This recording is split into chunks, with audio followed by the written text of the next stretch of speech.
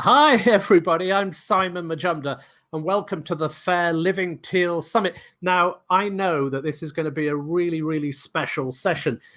As someone in the food business, as a chef, as a food critic, as a judge on TV shows, someone tells me I'm a mean judge, but I deny that completely, that I have to become more and more aware of allergies all the time. Not just my own allergies. I have some slightly quirky ones, coffee and oysters, oddly enough, but also the allergies of other people for whom I'm cooking dinner. So one of the things that I find more and more is I'm really dependent upon the creativity and the craft and the training of amazing, amazing cooks. So what we thought we'd do for you on this session is bring together three fantastic cooks, and I'm going to set them a little bit of a challenge, because you know me when I do the shows. I like to make things a little bit tough for people. So let me introduce these amazing chefs to you, and then I'm going to tell them their challenge, and we'll see what they got up to. Now, first of all, is one of the chefs who I follow very closely when I'm watching television, Chef David Rose. David, are you there? I am there. Here, You are, sir. Hello. I see we go to the same barber, Simon. We go to the same barber. Hey, this is a lifestyle choice. I wish I could say I could grow it back, but I tried to and I couldn't. Now, David, I'm such a big fan of your food. I've seen you obviously on Food Network Star. I've seen you whenever I go and do Home and Family. You've either been in before me or after me, and they're all raving about your food. And you cook this food that I call comfort food with elegance, because you have such a terrific grasp of your craft. But I'd love to know about how allergies affect you as a chef, because you're out there, all the time cooking for people. I'd love to know how it impacts you, and then we'll talk about afterwards about the recipe. Yeah. Well, for me, Simon, I actually have a peanut allergy. So growing up, I just kind of know. And I actually relate to having allergies, just going out and just making sure that everything is safe to eat, and just being super meticulous when asking these questions about the menu, going to restaurants, eating snacks or candy as a kid. So it's something I've always been conscious of growing up. And as I've kind of delved deeper in my career as a chef, it's something that I'm very sensitive to. When somebody, says they have an allergy, I take it very seriously, because I know through many epileptic experiences, or anaphylactic experiences, where I've broken out hives, thrown up, and just it's not a pretty thing. And as I know the severity of it, that it can be for many people. So as a chef, I take it as my job to be creative when somebody might have a dairy allergy, a wheat allergy, a shellfish allergy. Just the knowledge of me being a classically trained chef at Le Cordon Bleu in Atlanta, summa cum laude. Let's get that out there. Good man. And just kind of knowing, having that knowledge. Thank you. Having that knowledge to just know and adjust and adapt and substitute and customize, so they don't feel less than during the dining experience because of that allergy, and just knowing what delicious foods they can have if they have to abstain from particular ingredients. So I take it very seriously. I love food, obviously. And I just want everybody to have a stellar dining experience without any I'm really breakouts looking or forward allergic reactions. Absolutely. Well, that's the key. And I'm really looking forward to seeing what you come up with.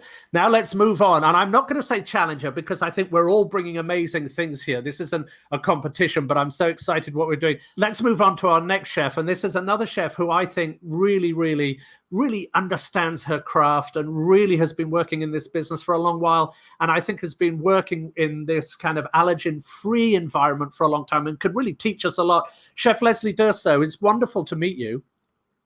Hi, it's wonderful to meet you as well.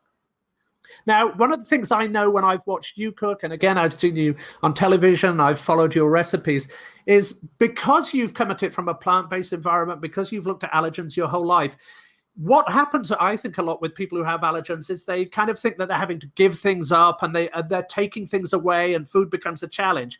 Whereas when you cook with such joy, such exuberance, that I think you kind of put that into everything that you create. Is that something you look to do deliberately? And how do allergens affect how you face the way that you cook? Yeah, well, thank you, first of all. But yes, I'm Italian. And so food is love and joy to me. And so it doesn't matter what I'm cooking, it's always going to be a joyful experience. And yeah, I actually have a severe shellfish allergy, which I didn't Oh, discover until I was an adult because, as someone who's plant based, I don't eat shellfish. But I had a cross contact experience, which landed me in the hospital. So I know all about the joys of all sorts of, fun going to the hospital for food allergy visits. But yeah, I just really love it. I don't find it restricting at all. There's over 25,000 edible plants on Earth, and there's only a few major allergens. So I think that there's still plenty of ingredients to play with. so much out there, and I know as someone who cooks for vegetarians and vegan in your case, you're just totally in charge of substitutions because you know so much out there. And it's one of the things I know coming from an Indian background, where obviously veganism, vegetarianism is very high up in the kind of profile of the way that we cook there. So I know that you've got so much this pure brain bank of how you can substitute things to bring real deliciousness to the plates. I do. I can't wait to share. I'm really excited, but let's move on to our third chef. And this young gentleman is really exciting to me because let's introduce Owen Osborne. Now, Owen, I have to say, you have so much energy when I've seen you cook on Chop Junior that you just, first of all, you make me feel very old. So I just want to say thank you very much for that. But what I want to do when I see you is I kind of want to connect like jump cables to you and connect them to myself so I can get some of that energy back into this kind of wizened old body of mine now. But I don't think what I love about the way you cook, and I'd love to hear more about it, is for such a young man, and I believe you're 13, that you cook with such sophistication for a young person. I'd love to know where this came from in your background and how allergies may have impacted you too. So, I have food allergies. I've had them my whole life. I've had to deal with birthday parties at school and not being able to, eat the desserts that they bring. And, I've always been invited to parties and stuff for my friends to go. And it's like they know about my food allergies, and it's like they don't really try to find a compromise, if you know what I mean. So yeah, I mean, welcome there's to life. lots of Thank you. So yeah, there's lots of times where I've had to compromise myself to make lots of different dishes. I mean, I grew up in the kitchen with my parents. Whenever we discovered my food allergies, I had to get really creative, to find something that didn't have things I was allergic to, but at the same time, it was healthy and it tasted good. Because, those are the two most important things you're looking for whenever there's food. Yeah, no, absolutely. And I think sometimes with a lot of chefs, you see people trying to make things that they're kind of impressed with, but they forget in the end, someone has to eat this. And I know one of the things that I saw when you were on Chop Junior, that people were like just relating to the fact that your food was just delicious. And that's kind of a great start. And I'm really excited to see you both as part of this summit, but as the industry altogether, because I know you're going to be a very bright part of that as we move forward. And I'm excited to see where you go. But let's get everyone back, because I set you guys a little bit of a challenge, because here we are. We're in, we're coming into, we're in fall. This is actually my favorite time of year, particularly here in Los Angeles. I like it when it gets a tiny bit cooler. And what we asked you all to do was to take an ingredient from fall. I chose pumpkin because I think pumpkin is wonderful, and maybe because I look a little bit like a pumpkin. And I asked you to cook something that was top 9 allergen free. Now, you've got to put a lot of thought into that to create this. So what I'd like to do, did we all have fun putting these recipes together first before we go and see them? There were no tears at nighttime or anything. Challenge. Yeah. Woo! So fun. You're about to see how much fun in a second. A little too much fun.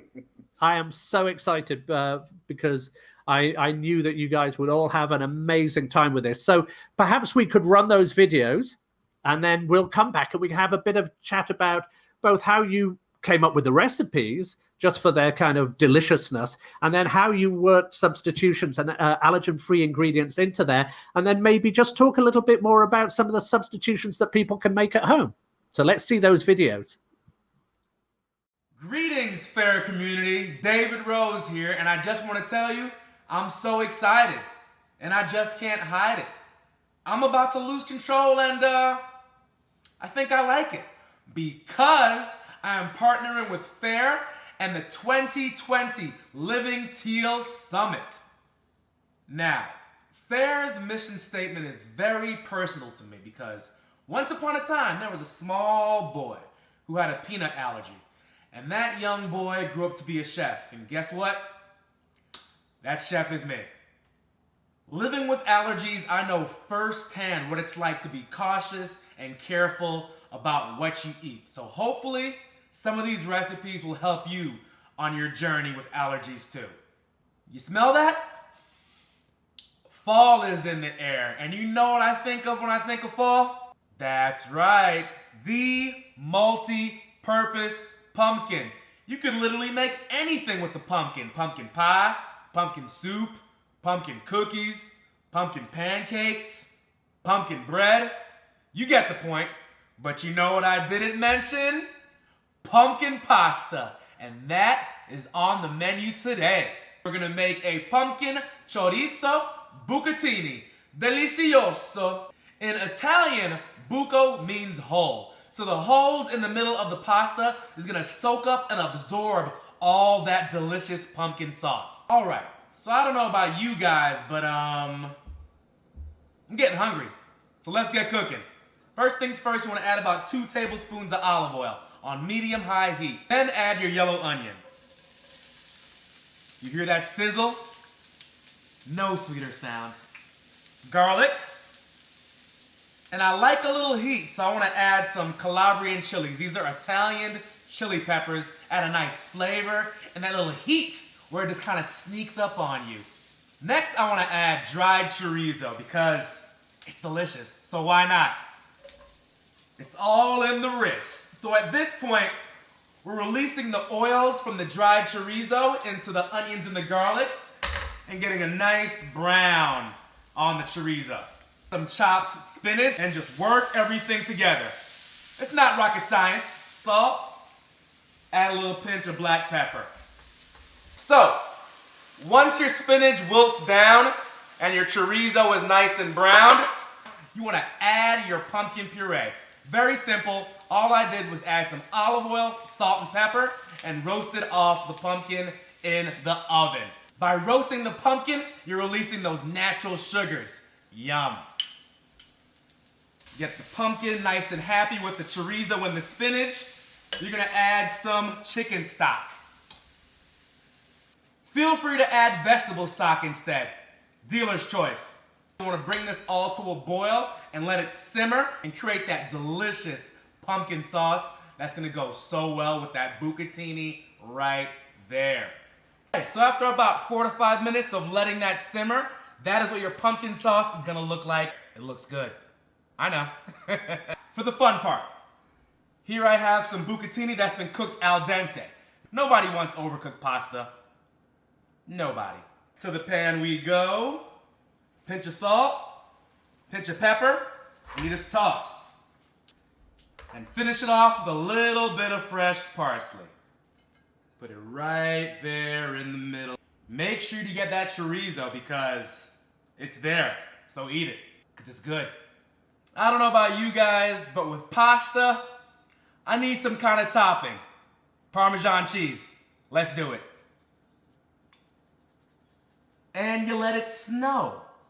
Now, if you're allergic to dairy or trying to omit cheese completely from the recipe, feel free to use my recipe for a vegan Parmesan cheese by blending nutritional yeast, cashews, and a pinch of salt. Just like that, boom, flavor bomb. Finish the dish with a couple basil leaves. The basil's gonna give it a nice herbaceous note that goes so well with Italian food and just pasta in general. And ladies and gentlemen, there you have it. Pumpkin Chorizo Buccatini. All right, Fair Family, I'm really looking forward to creating some more allergy-conscious recipes and getting to know each and every single one of you. But for now, you guys gotta go because I got a date with this pasta. Fall never tastes so good. I'm Chef Leslie Durso, and my pumpkin recipe is pumpkin mac and cheesy, and we're doing it top 9 free. I'm so excited to share this recipe with all of you. The base of our pumpkin sauce is obviously going to be pumpkin, but we need a little bit of cream. So first thing I'm going to make is a non-dairy buttermilk. You heard me right. So we're going to take a cup of non-dairy milk. I'm using a plain unsweetened oat milk. You can use a nut milk if you do nuts, but you just want to make sure that it's plain and unsweetened. So I've got a cup of that here, and I'm just going to add in a tablespoon of lemon juice. And you just want to kind of slowly drizzle this around, not a big splash, because you'll see that it will immediately start to curdle. And that's what you want, because it's going to create that buttermilk flavor. So I'm just going to set that aside. And while that's over there doing its magic, we're going to put everything else in our blender. This sauce comes together as fast as you can get that pasta cooking on the stove. So in our blender, we've got 2 cups of pumpkin. You can do canned pumpkin, or you can do roasted real pumpkin, which of course is always my preference, but whatever you've got on hand is totally fine. So into the blender, that's going to go.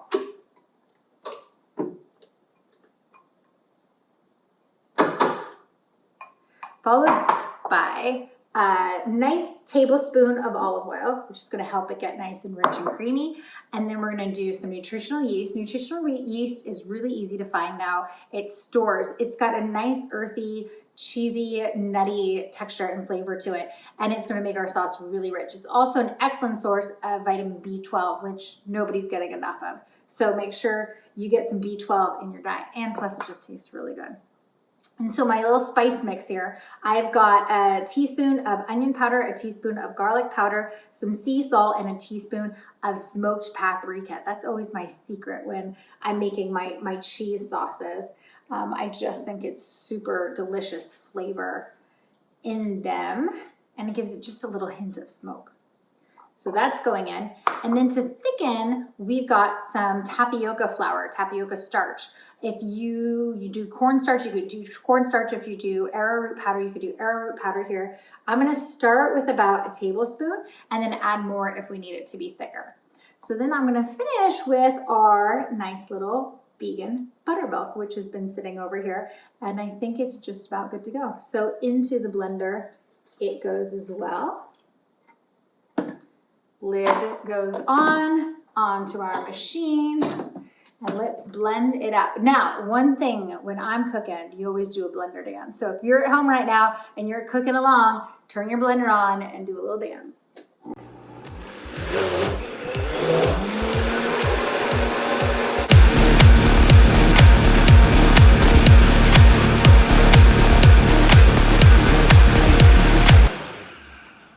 I think that's perfect. It looks amazing. It smells amazing. It's nice and creamy. So over here, I have got some gluten-free shells that I've already made and just coated with a little bit of olive oil while I was waiting for this. And so I'm going to pour our sauce right over it. Look at how creamy and rich and delicious that looks. I'm going to start with that amount and see if that's good. This smells amazing. It's all nice and coated, and you can see how rich and creamy and delicious it is. So now a couple things that you can do with this. If you're using non-gluten-free pasta, you can pop this into a casserole dish. You can top it with this Parmesan cheese that I'm about to show you, and you can put it in the oven and get it nice and crispy and make it more of a bake. But if you use the gluten-free pasta, do not put this in the oven. Flag on the play. It'll get really hard as a rock and not work. So if you're doing gluten-free, make sure you just eat it right away, which is what I am about to do.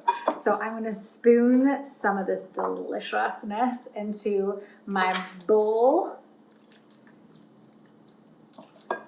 And I'm going to top it with some of my sunflower Parmesan. Now this is just some sunflower seeds, onion powder, garlic powder, parsley, and nutritional yeast, and sea salt that I pop in my little food processor and process it up until it's nice and fine and perfectly Parmesan-like. And I am going to taste away. That is killer. You guys are going to love this one. Try and top that, chefs. Hey guys, so as you can see, this is not my normal setup, and that's because I'm in Texas currently filming a project. So I thought I'd be inspired by today's thing in Texas and use some Texas-shaped pasta. Oh man, this is awesome. What? So we have ourselves some luxurious soy milk. And because the recipe calls for pork sausage, I'm going to use myself some vegan sausage. Oh yeah. Then the all-important star of the dish, pumpkin. Then we have ourselves, of course, some vegan butter. And we're going to put all this together to make some awesome pumpkin pasta with sausage. What? Doesn't that sound good? Drop the mic. So what you want to do now is you're going to want to saute your sausage with a little bit of garlic, some onion, and just a little bit of olive oil. So right now, we've got all of our ingredients added in, and we're going to want to start and try to form up our nice and creamy and luxurious sauce.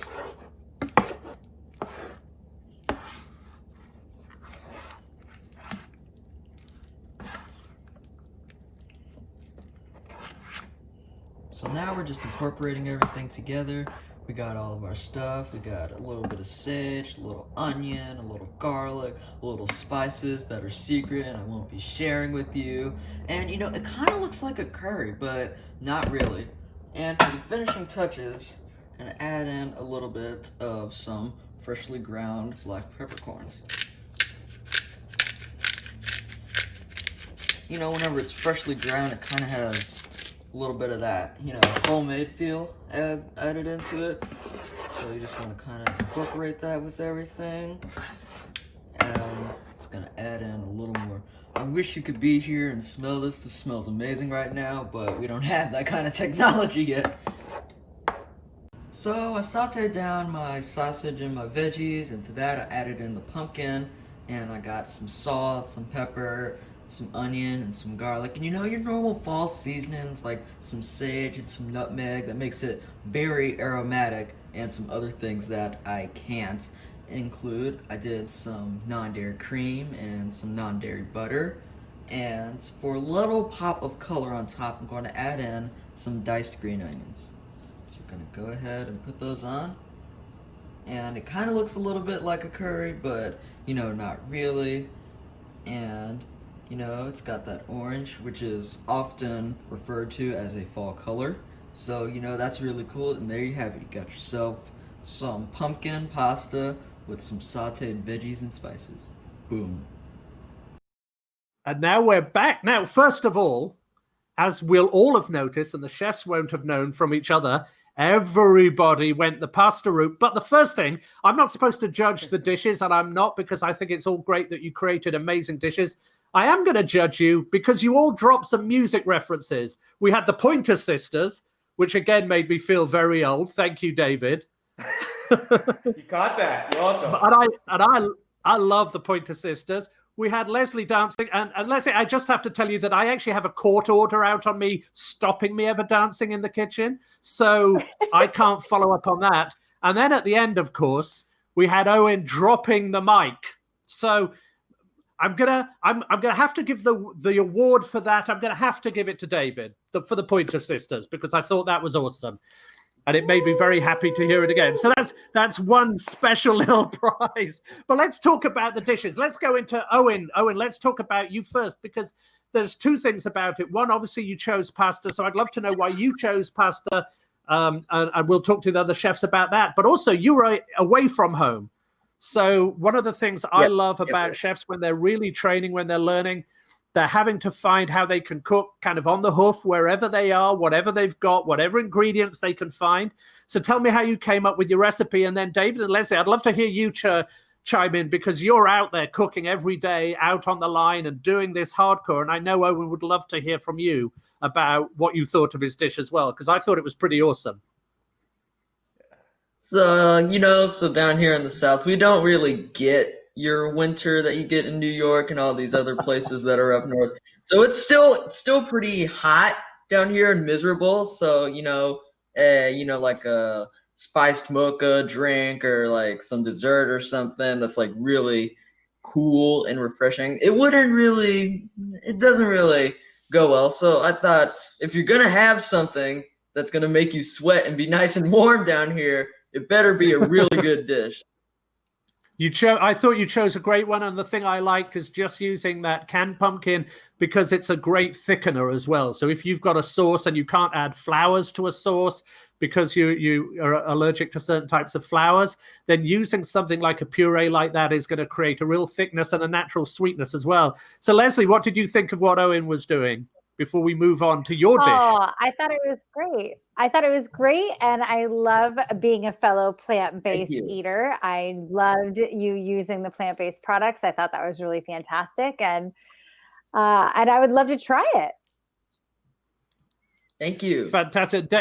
And David, I know, tell me what you thought as well, because you did, again, a pasta dish with pumpkin. I like it a lot. I kind of think that Owen probably had a spy or some type of surveillance because we both used the sausage in there. So kudos to that, Owen. But I need to know who the spy is because it was pretty close to mine. They're both delicious. I enjoyed that.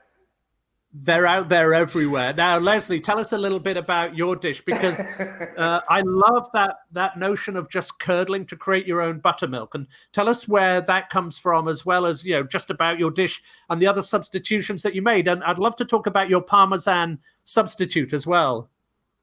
Sure. Well, first of all, I'm going to give myself a pat on back for being the only chef that did all top 9 free. That's true. Yes, that is true. True. That was my assignment. I don't know what your assignment was, but my assignment was top 9 free. So yes, the substitution is something that I've been used to because being plant-based, I've had to deal with substitutions my entire life. And so I've always been, I just kind of have this whole stockpile of all of my best substitutions, depending on what it is that I'm making. And buttermilk is one of those things that's so rich and can add so much flavor to a dish. And I saw that you could do, if you didn't have regular dairy buttermilk, you could take regular dairy milk and add acid to it and create buttermilk. I said, I wonder if I can do the same thing for non-dairy milk. And it turns out that you can. And so you can use that with a nut-based milk. You can use that with an oat-based milk, hemp-based milk, whatever it is that you're into. And it works just as good if it's just a little bit of lemon juice or a little bit of apple cider vinegar. And it's a great replacement. I have to say that's a new one on me. And so, that's one of the things as we move on, particularly as we cook for such a long time, that you're constantly learning. So when I saw that video, I thought that was something that I'm definitely going to take with me. So thank you for that. And David, let's talk about yours. I got to teach you something new. Oh, no, we're constantly learning. If you don't constantly learn in this business, you might as well give up, I think. And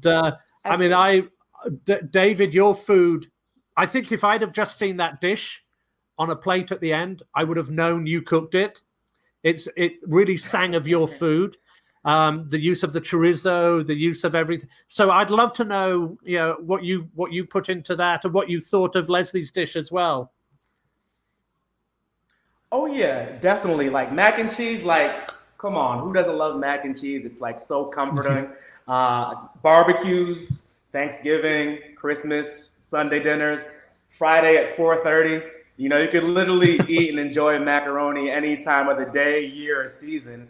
And it looked really delicious. And, I think kind of why we all kind of chose the pasta route, or why pasta is really good, is because the pumpkin, when you roast it, when it's pureed, it adds a nice creamy note without dairy. So kudos to all of you guys for doing that. And pasta is just extremely comforting. It's something that isn't super intimidating, and that somebody, with a decent knowledge of cooking and culinary could kind of tackle and not feel super intimidated about cooking. As far as my dish, even though it wasn't completely all 9, the reason I picked it is because that the couple of top 9 items in there are easy swap outs. So even though I used wheat pasta, you can use gluten pasta, or gluten-free pasta rather, different types of derivatives out there with, corn, rice, quinoa, buckwheat. So the sky's the limit on that, but I just love buccatini. So I had to put that out there. And as far as the cheese, all you got to do is omit the cheese. And by doing those two things right there, with the omission of making the vegan cheese, it's pretty much top 9 free. And it's delicious. It gets that nice creamy note from like a cream sauce and kind of mimics that. Chorizo, come on, pork, sausage, bacon, guanciale, anything pork just adds that nice, sweet, savory note to anything you make. And it was something I'd eat. And the challenge for me with this is when I make this dish and it's top 9 free, is this something I'd want to eat or something I'd see at a restaurant and wouldn't mind paying $25-$30? And that's what I came up with, and I hope everybody likes it. No, I think, well, personally, I would spend $25-$30 on it. It looked beautiful. I think you all did a great job. The thing I liked from your dish, David, is I like the addition of the Calabrian chilies, which is that beautiful kind of soft, warming feeling you get down in the stomach rather than just fierce heat. It's that beautiful kind of nourishment from a chili that you get. And also, I love the addition of the chorizo. Owen, now, come on, I'm going to ask you, Owen, as a future food critic, as someone who does this for a living, you're now going to give some of your thoughts on David's dish. So be tough, be kind though. So let's see, let's see what you thought of his dish for when you go back and you're judging Chop Junior. I thought it was a really good dish, but I don't exactly like the addition of cashews. I mean, that's kind of nutty in my opinion. Kind of nutty to add cashews to the dish, in my opinion. That's just me. But other than that, David, I mean, but then David's kind of nutty anyway, so I think that works. In all fairness, the cashews for people who are allergic to lactose intolerant, or cheese. So that's just a suggestion if they want to swap out the Parmesan cheese. I really like on mine. Oh, sorry, Leslie, We all please. talk at the same time. I know, but that's great because we're getting into it now. So Leslie, you tell her about your. Because both you and David did a kind of Parmesan substitute, because I think people who are having a problem with dairy will find those really, really interesting. Perhaps, Leslie, you just tell us about yours again so people can think about making that at home. And then, David, perhaps you can share yours again. Sure, of course. Well, first of all, David, I want to say your dish looked delicious. Even though I could eat it as is, I can make a vegan version of that, and it looked great. And for the Parmesan, instead of using cashews like you did, because I was going top 9 free, I used sunflower seeds, which actually makes it really delicious. I almost prefer it to cashew, and just all the spices in it, because I always feel like when you're substituting for cheese, you're not trying to make a direct, this is exactly the same flavor as cheese. This is a hint of what cheese tastes like. And so to make this top 9 free, I decided not to use cashews and use sunflower seeds instead. And I actually really loved the flavor that it gave to it. And I highly recommend giving that one a try if you haven't yet. I definitely have. I love sunflowers. I could actually pop them all day long. So I'm right there with you. And even though the cashews are tree nuts, I know, I'm sorry. I just love the nice creaminess that it adds. But if there is that allergy with the tree nuts, please feel free to use the delicious sunflower as well. But I love that we still kind of used the nutritional yeast, something so delicious, that nice umami, that vibrant flavor you get from nutritional yeast that is so delicious, and it just really adds a nice kind of earthiness and a nice salty note to whatever you're putting it to. So kudos to you on that. And it's great. Cheese is delicious, but if you can't have cheese, it's great to have something you can replicate in your kitchen and taste, just as good, if not better, and have similarities to the original product. I love it. Yeah, both really terrific ideas. Now, unfortunately, I know we're coming towards the end of our time together. So first of all, I just want to thank you because I think you all created amazing meals. But I thought what we do is leave everybody maybe with just one tip each that we kind of give to everyone about substitutions or one particular ingredient or just something that you think you can share with them. And at the same time, at the end of that, perhaps you could just share where people can find you if they want to come and chat to you, whether it's on your social media or your website, because we're all chefs. We all love to talk about the food that we're cooking. So, Owen, let's start with you. Perhaps you could share like just one tip with everyone and then tell them where we can find you.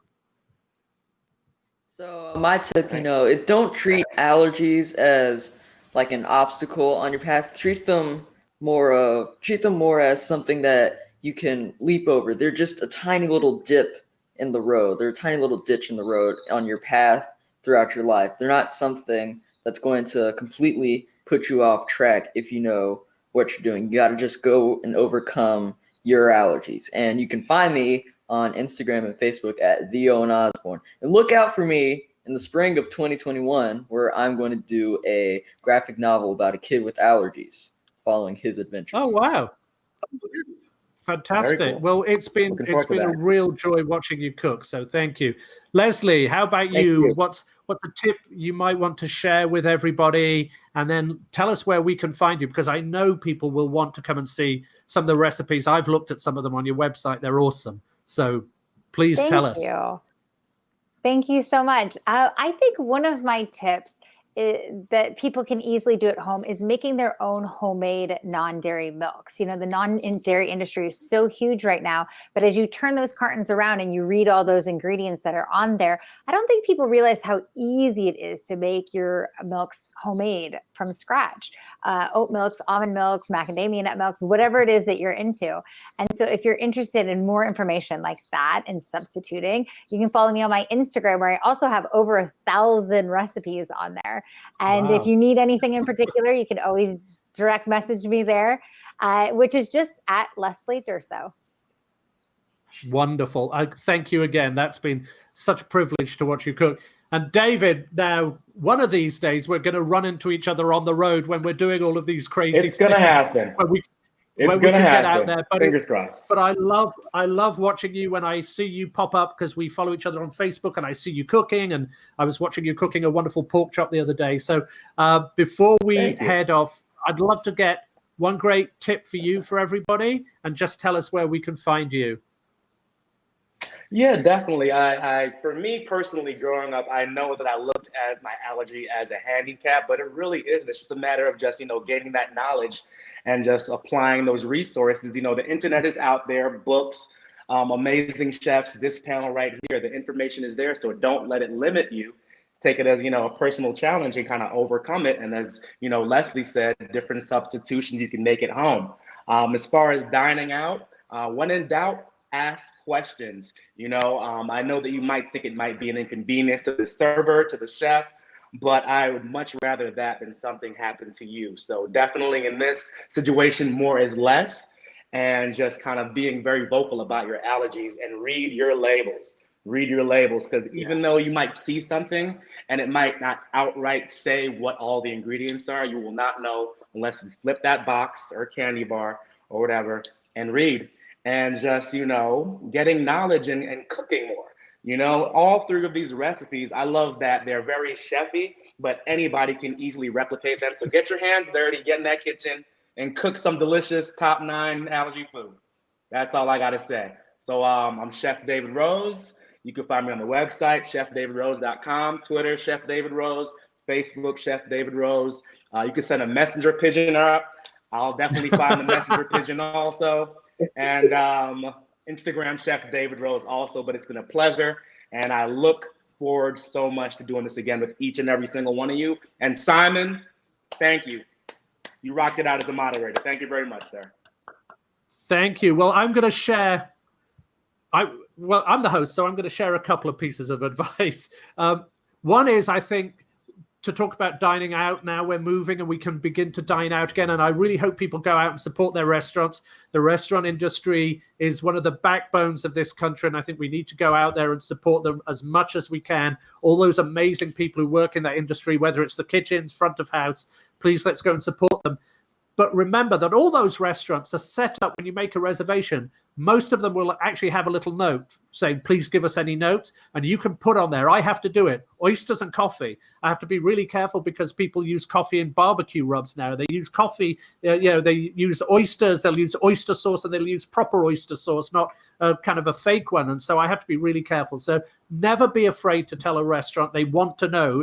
Trust me, it's much better than the alternative for the restaurant. And the second one, this is really to talk to what Leslie talked about. Let's look at the cuisines that really use food that are plant forward, I come from India, where they're used to avoiding allergies just through the natural ways of the ways that they cook. So let's go and look at some of those cuisines, look at Thai food, look at Indian food. Particularly, I love the foods from Southeast Asia. Really go and explore some cuisines. We can't travel too much right now, so let's go traveling in our kitchen and let's really explore the world together as we have today.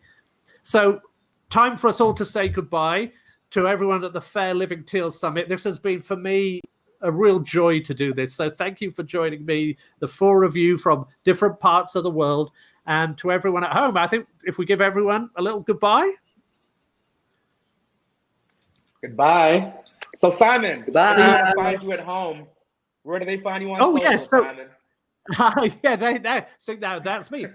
So there's only one at Simon Majumdar out there. And you can find simonmajumdar.com. I don't have 1,000 recipes, but I have well over 100 recipes from my travels around the globe. I've been to nearly 100 countries now. So I like to bring all of those back in to my kitchen. So find me at simonmajumdar.com. You'll see me. And I love to chat to people as well on Instagram and Twitter and all of those.